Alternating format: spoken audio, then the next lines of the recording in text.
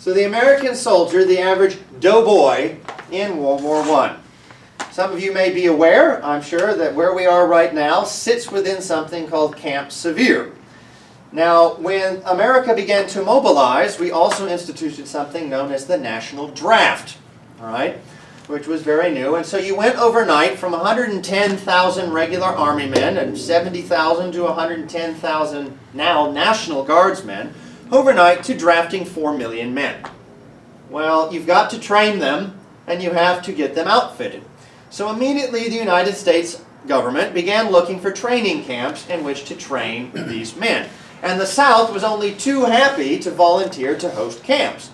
The idea being that they figured the South had mild winters and would allow for year-round training. Although what is most funny is that in 1917, South Carolina had the coldest winter on record. And so training had to be halted from October to February. So that kind of defeated the point. But South Carolina was able to get not 1, not 2, but 3 training camps from the United States government, of which 2 of them were within 30 miles of each other right here in the upstate.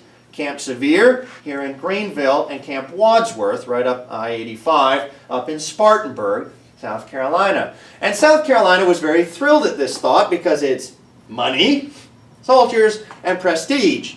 But it wasn't without its problems. South Carolina was happy until they realized that the draft also drafted African Americans and that the Army didn't care where they sent African Americans. So when the first regiments of all African American troops arrived with weaponry in Wadsworth, there was nearly riots in Spartanburg because, well, that's not what we signed up for. To which the Army said, stick it. Right? So, imagine troops arriving in Greenville from all across the country at Camp Sevier or at Camp Wadsworth, ready to train. What would they have been issued? Well, first thing, they would have been issued a uniform, to which you are looking at now. This is the model 1916 Army uniform, made out of the most splendid and rough wool possible. All right? You had 2 uniforms in technicality by 1917. You had a cotton tunic that could be worn in the summer, and you had the wool tunic for winter. The Army decided for logistical reasons to not make the cotton uniforms because they wouldn't be necessary overseas anyway, so you were issued just wool. Now we are in South Carolina, and I hope it goes without saying, in the summer it gets hot. Just thought you should know that. And they would have been in wool. So there you go. They would have been issued wool uniforms. You also would have this wonderful cap right here that's affectionately known as the Montana Peak Cap of 1911. You probably recognize this because Smokey Bear wears something like this, right? The Forest Service wears something like this. And if any of you have lead feet, you might have run into the South Carolina State Patrol. And they wear something like this also. I hope you don't have intimate knowledge of them. Right? So they would have been wearing this, and this is what the Army would have expected you to wear. Now, in their defense, in the summers you were allowed to take off the blouse and wear your undershirt for training. Praise be. But other than that, this is what you were expected to fight in. Now you'll notice something. It is a product of the period of the time. You have jodhpurs, which are a kind of riding pant that would be famous up into the 20s, where they're tied around the calves and very flowy up around your waist, because it's supposed to be for ease of movement. But you'll also notice they were interested in tailoring back then, and these uniforms are quite tight. There was not flowy bagginess like you would expect from the American Civil War and up. They really tailored you, and they expected the men to be quite skinny. Right? And you would fight this way. There was no identifying marks of any kind really on the uniform, with the exception of 2 collar discs, which you can see if you look very closely along my really raised neck. The right-hand side would say what branch you were in, of which there was 3 possibilities. You would have something that would either say USNG for the United States National Guard, or you'd have something that said USNA for the United States National Army, which was basically the fancy term for draftees. Then you also had what this uniform has, which is a plain US, which would come late in the war because they found out that National Guardsmen and draftees were starting to play superiority games with each other because who existed first and who got away with what, and so they decided just to make a plain US, everybody would be equal. Though it was hard to issue things once overseas, and you had a smattering of all 3 and everything in between by the time you got over there. On the other side, you would have your unit identifying marks, crossed rifles for the infantry, crossed cannons for the artillery, crossed sabers for the cavalry, etc., with your unit number and your regiment number. Now, I'll let you know that post-war, the military quickly got away from this system because how hard is this to tell who's what and who's different when you have whole columns of men marching by you in kind of overcast skies, in muddy conditions, and if your eyesight isn't that good, or even if it is that good, how are you supposed to see this? You can't. Not very well, but that was your identifying marks. That's why during the armistice and the occupation of Germany up into the early 1920s, you begin seeing uniforms with now what we're used to, shoulder patches sewn onto them with different colors and insignia, so you could tell who was who. But during the war, you had none of that. All right, we had a couple problems when we trained. First of all, we didn't have enough guns. This is the funny thing about America. We had been making hundreds and thousands and millions of weapons for the Russians, the French, and the British. By the time we entered the war, we barely had enough weapons to equip our standing army, yet alone 4 million draftees. So what is America to do? Well, the best thing possible. We turned to Springfield and Remington and Rock Island arsenals, and we turned to them and said, quick, how many Springfield 1903s can we make?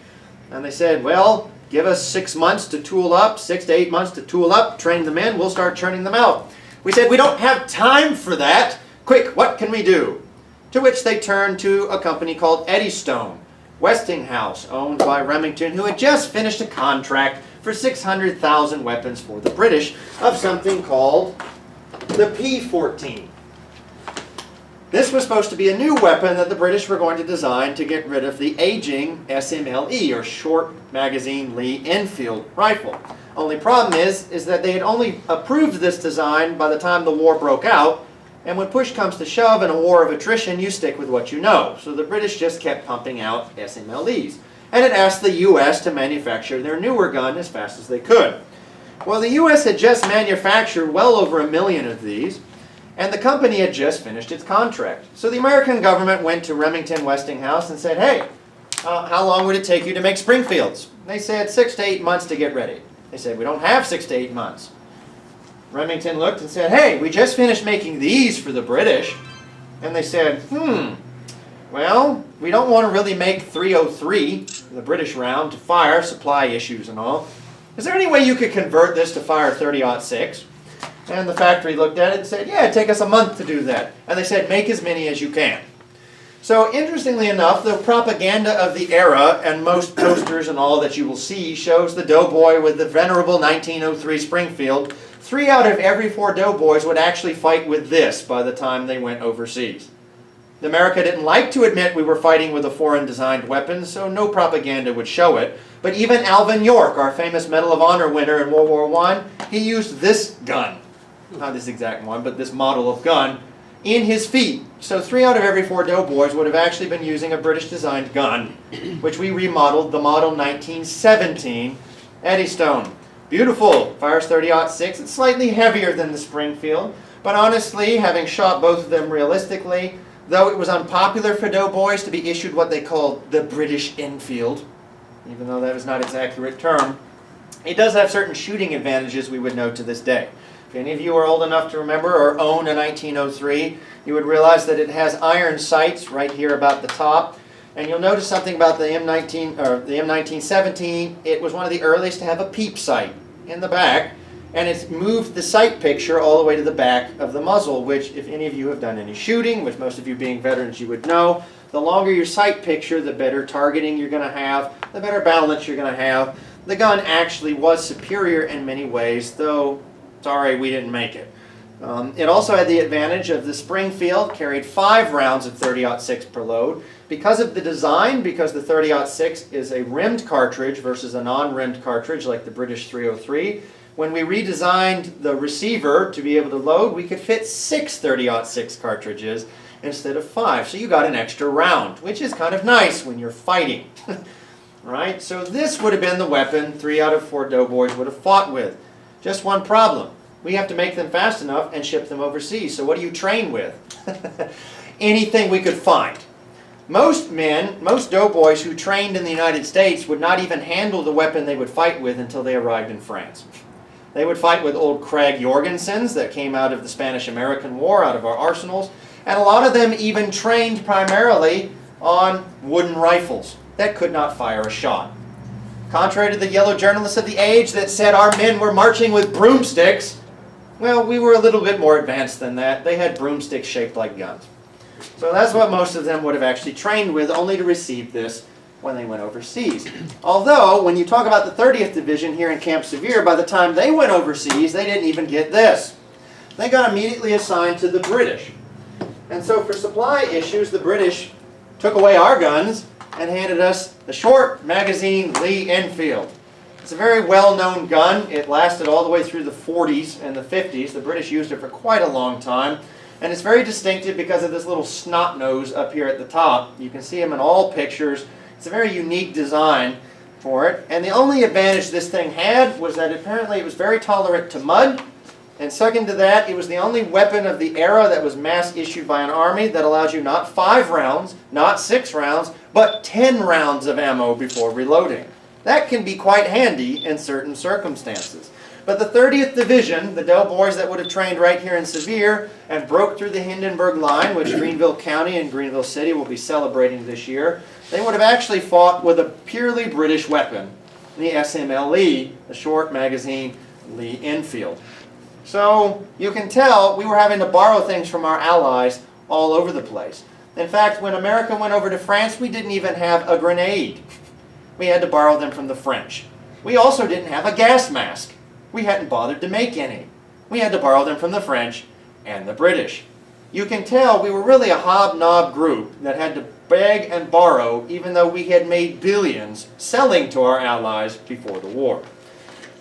Now, minus our weapons, which we'll see in a moment, what would the soldier have been standard issued?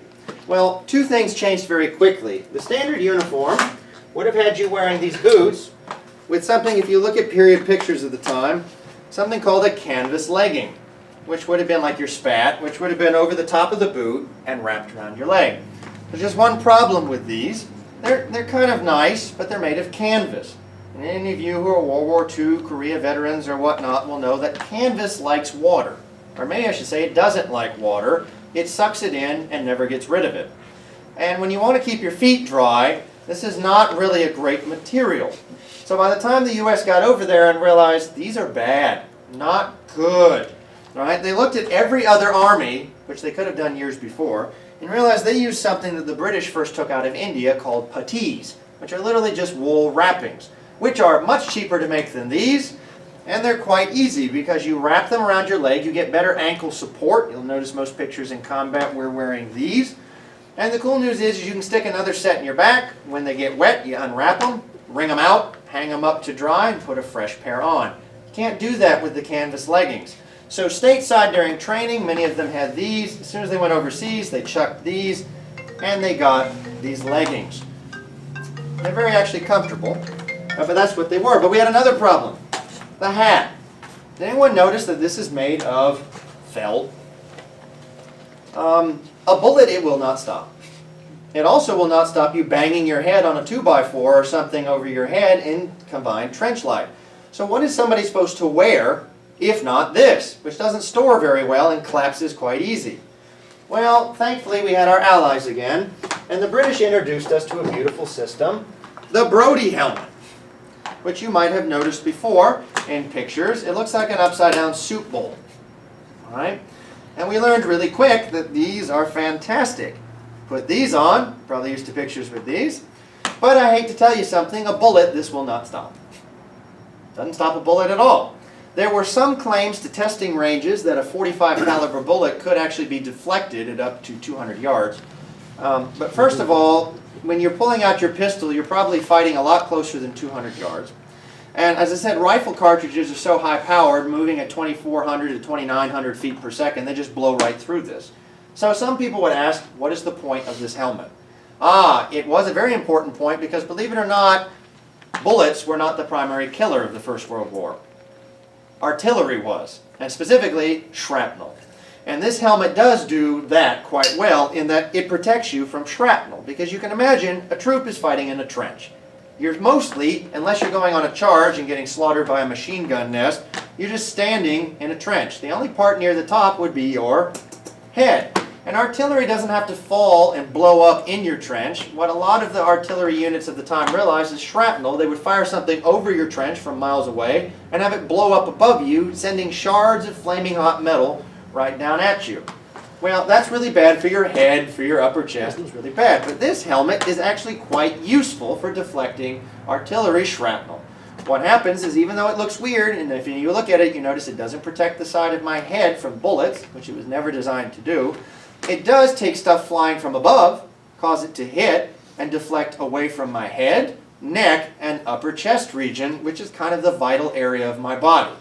So for artillery, this does do its job, but again, once you went out of the trenches, this wasn't going to stop anything. But you had a lot of other problems once you went out of the trenches than just worrying about a bullet hitting you in the head, which would have been the easiest way to go back then. But now we had another problem. These are heavy, and I don't want to wear them all the time. Well, where am I supposed to store this when I'm not wearing this? Well, these don't store well at all. So they needed something else. Let's thank the French for a moment. They came up with this little piece of wool. This is called the overseas cap. Any of you who are World War II veterans and later will know we adopted this style, right? Because it's very beautiful. It's a very easy system. It can fold up and fit in your pocket when you're not using it, so you don't have to worry about storage. And when you need it, you pop it out. Aha! Look at that. The additional advantage to these things is, in a hurry, you don't even have to take them off. Now that's military thinking. Right? So now the U.S. has 3 different kinds of headgear. Yes, we couldn't figure a lot of things out. But wait, there's more. What other material would the soldier be expected to wear? I'm glad you asked. May I introduce you to a few things?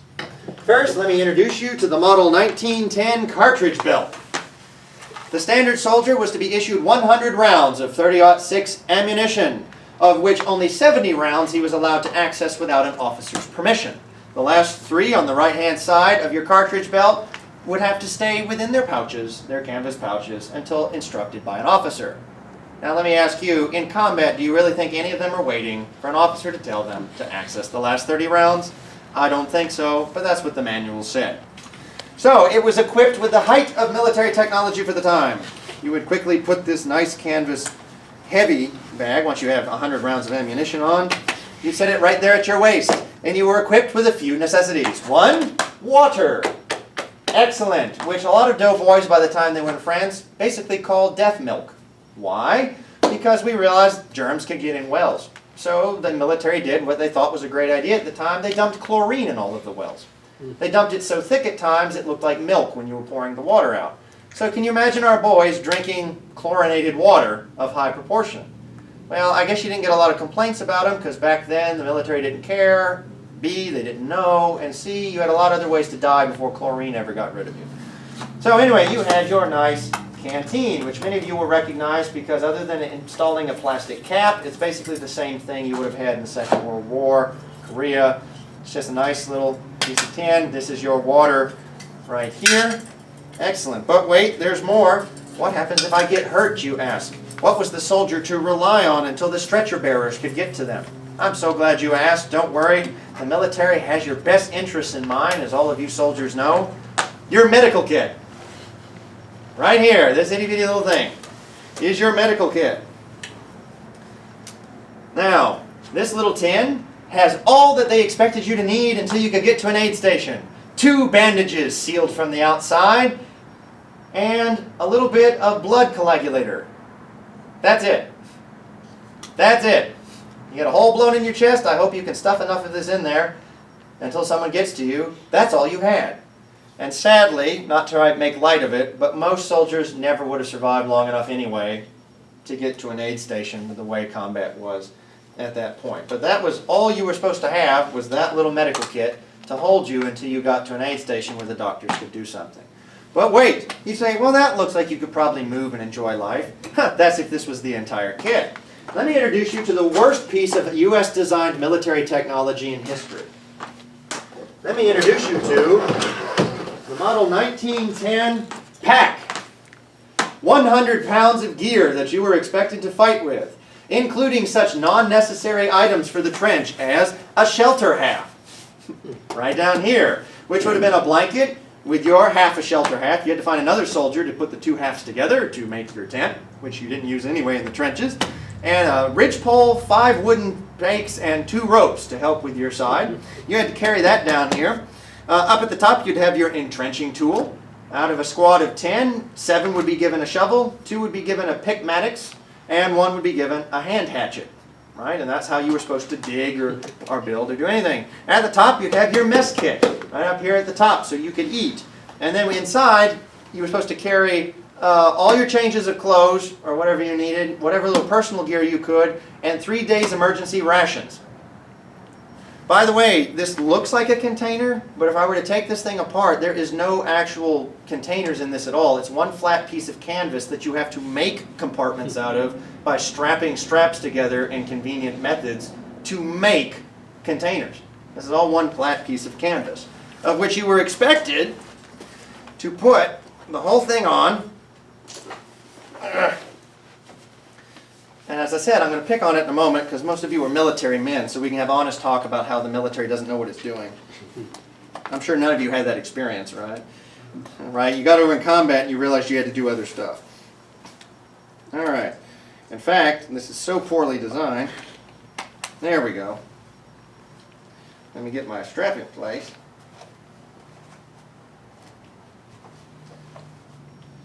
As you can tell, can you imagine trying to fiddle with this? There you go. Almost. Well, good enough for government work anyway. All right, here you go. But wait, there's more. You need a gas mask. So, I'll just quickly borrow that from the British or the French, depending on what unit you were in. But most of the time we use the British. Put this over my head. Set it here for easy deployment. Put my helmet on, grab my rifle, and I'm expected to fight in this. Now, I don't know about you, but you notice this thing goes right past my bum. And these straps are so horribly designed that even in all of this wool, I begin to lose blood circulation in my arms in very short order. It is what it is.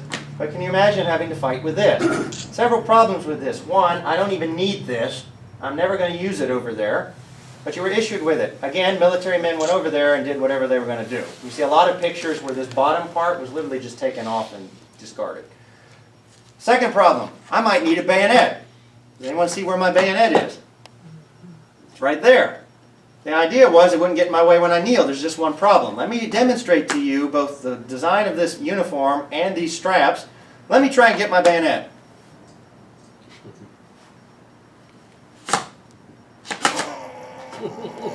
That's as far of range of motion as I have.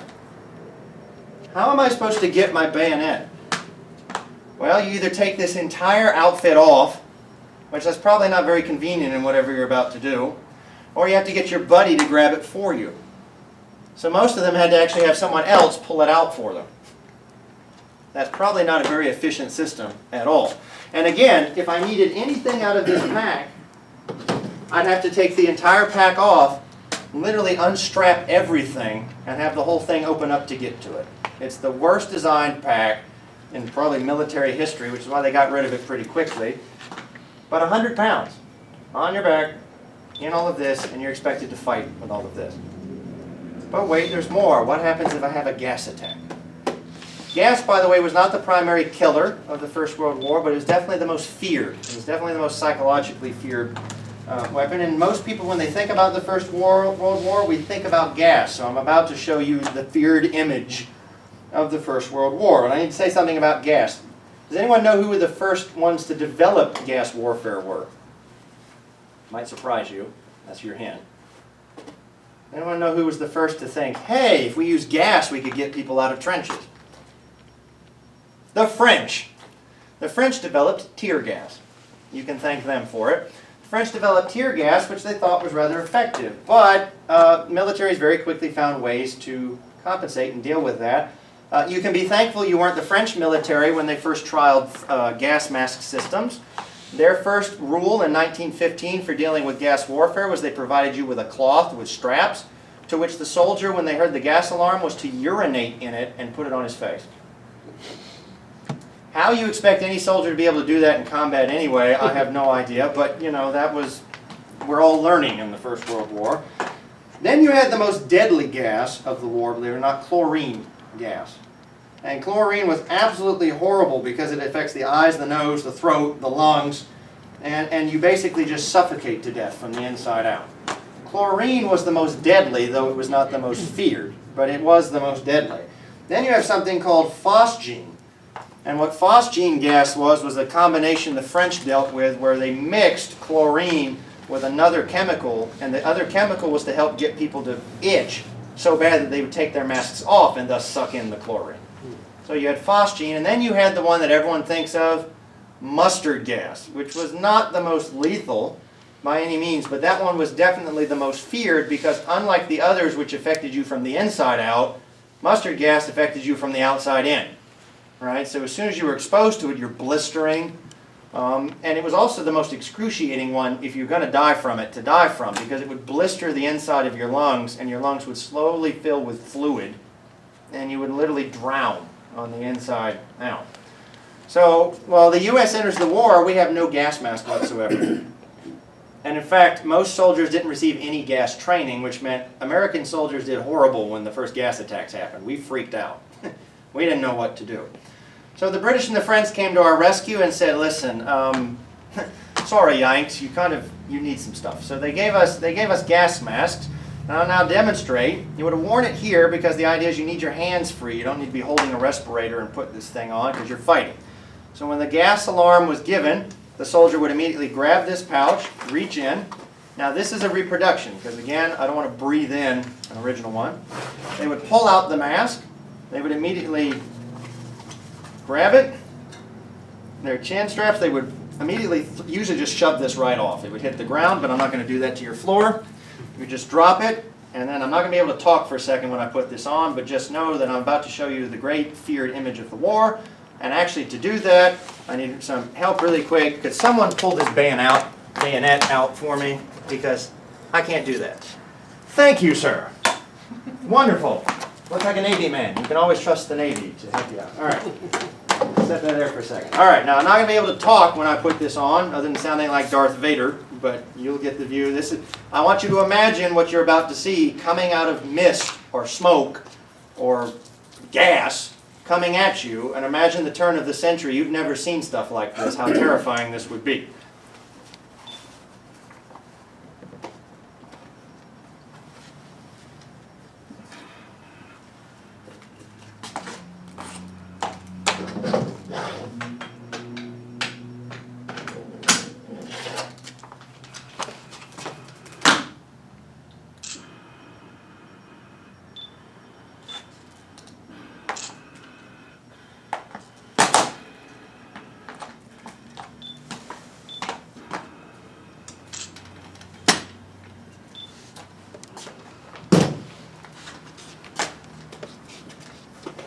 Yeah.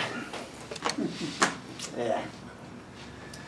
That is a gas mask, which also changed men's fashion, by the way, gentlemen, because facial hair was a big thing until the war, when they realized that facial hair, your wonderful handlebar mustaches, and your beards had one problem.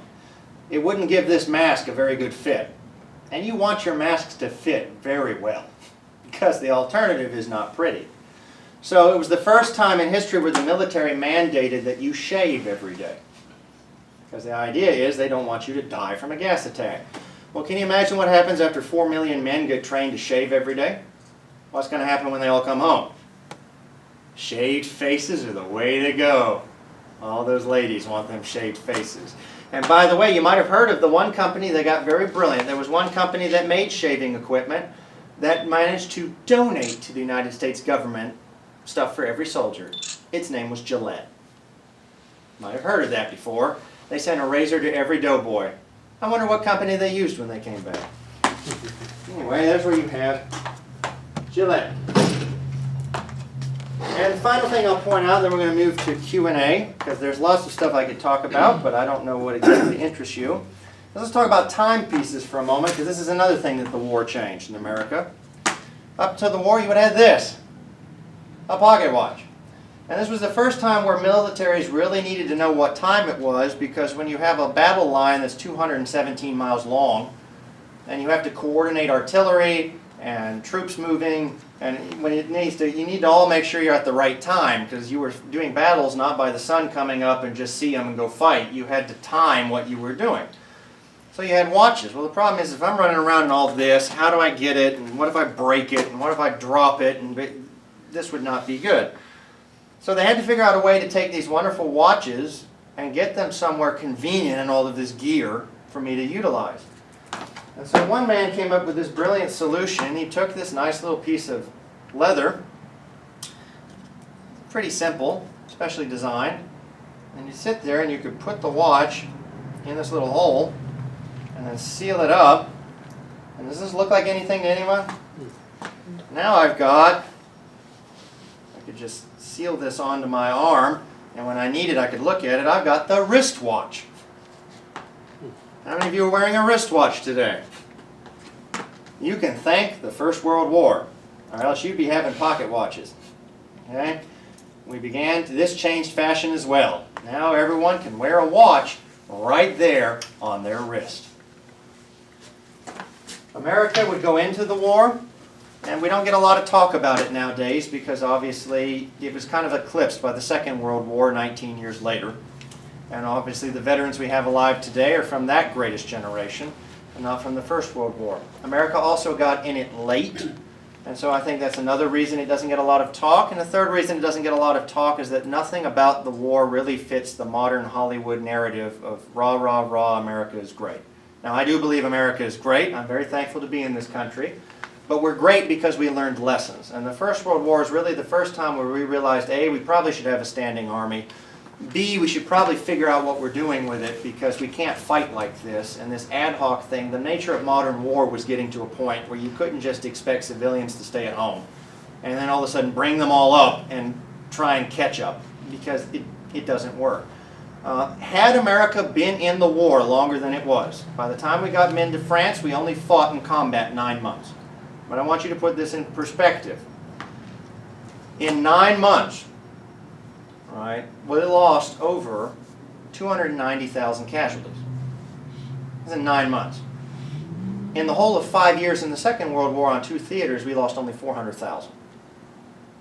Can you imagine how that would go? If you put it in statistics, if you evened it out over the course of the war, in World War II we were losing, 70 a day. If you just evened it out over that, we lost 70 GIs a day. In the First World War, we were losing 190 a day. If we had stayed in it any longer, I think it would be the bloodiest conflict America had ever been in. In fact, the bloodiest campaign yet to this date that America has ever been in was in the Meuse-Argonne Offensive of 1918, which would have been happening right now in the timeline. When we fought in that, we were losing 550 killed per day for 47 days straight. 3 times that many wounded. We lost more in that one campaign than America had lost in the entire Battle of Gettysburg and then some. Can you imagine? That was the last big war that Americans had ever been in. There were Confederate and Union veterans that saw off the doughboys to go to France. And in one campaign, we were losing 550 a day and over 1,500, 1,700 wounded every day for 47 days straight. It would have been our bloodiest war. And I think we owe it to those veterans to remember their sacrifices, because it was their sacrifices that led to the understandings of the greatest generation and the one after that. And they went not because they had any sort of political motives for it. That was still an era where people said that if the government calls for me, if my nation calls for me, I go. They didn't know why Woodrow Wilson took us in, and there was, as we said, there was even support for both sides, but their country called and so they went, and so they fought, and hundreds of thousands didn't come home. I think we owe it to their legacy here in this centennial to remember them, because they fought for what we fought. Really, at the end of the day, for the brother that was right next to them on either side in those trenches. And many of them suffered untold horrors, like many of you did, to come back so that we can have a right to live in freedom. And I really hope, I say this is a younger generation, I really hope one day we'll have a generation that won't, sometimes I fear the greatest generations, these generations, by the time they were in their mid-20s, they'd already gone halfway across the world and sacrificed untold whatever for freedom. And most of ours are dying of carpal tunnel on video games and boredom. And that's really unfortunate. And so I thank you for your sacrifices, and let's thank them for theirs, because we have the country we do today because somebody had to go out and kind of deal with our growing pains. And World War I really is the great growing pain of the United States. It's when we learned how to be a global power, how to fight as a global power, and how to win freedom for the first time in Europe, and 19 years later for the second. So I'm now going to open it up to Q&A, any specific questions you have about the war, the soldier, or his kit. And I have a hand right there. Henry.